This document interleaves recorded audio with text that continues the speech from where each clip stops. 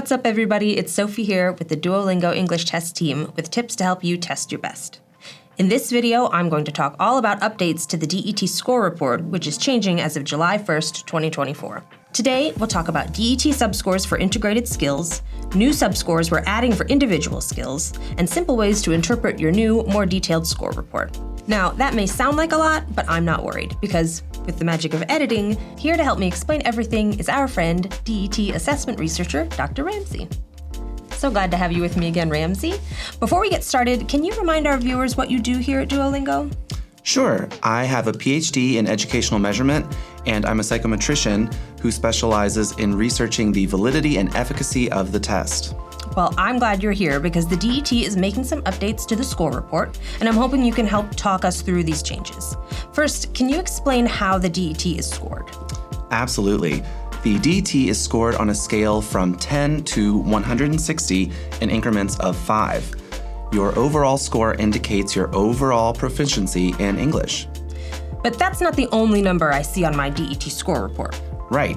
Because we know that one number can't fully capture someone's English proficiency, we also report integrated subscores for literacy, comprehension, conversation, and production to give you a closer look at your skills across different areas of language.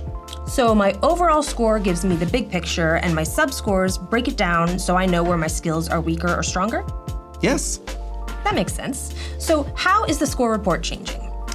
Well, the major update is that now, in addition to the integrated subscores for literacy, comprehension, conversation, and production, you'll also receive individual subscores for speaking, writing, reading, and listening. So I'm about to get double the information on my DET score report. But why add these new subscores? Good question. We know that in real life, language skills are used in an integrated way. For example, in a classroom, you don't just speak or just write. So integrated subscores really are the best way to describe how prepared you are to use language in real life. But by improving an individual skill, you can boost 2 of your integrated subscores. What do you mean? Well, people can improve their proficiency by practicing in all kinds of ways, and not just through immersion. As you see here, having subscores for your individual skills can help you focus on what to practice if you want to improve your overall score. I see. So the integrated subscores are based on my individual subscores? Yes.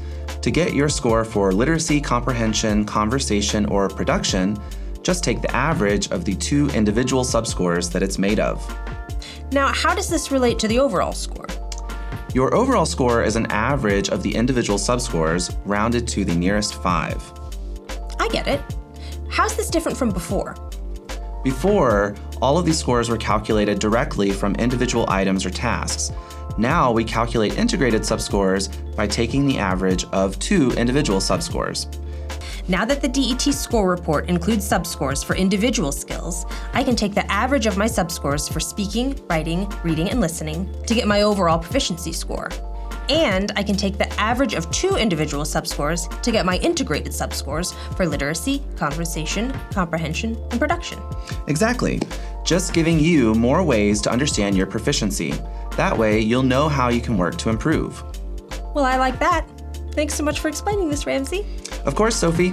We hope that having more information will help test takers feel more confident continuing to use and improve their language skills. That's it, test takers. As always, check out the free practice test, now available on mobile, and the readiness guide link below. We want to see you succeed, and we are here to help you test your best. Thanks for watching.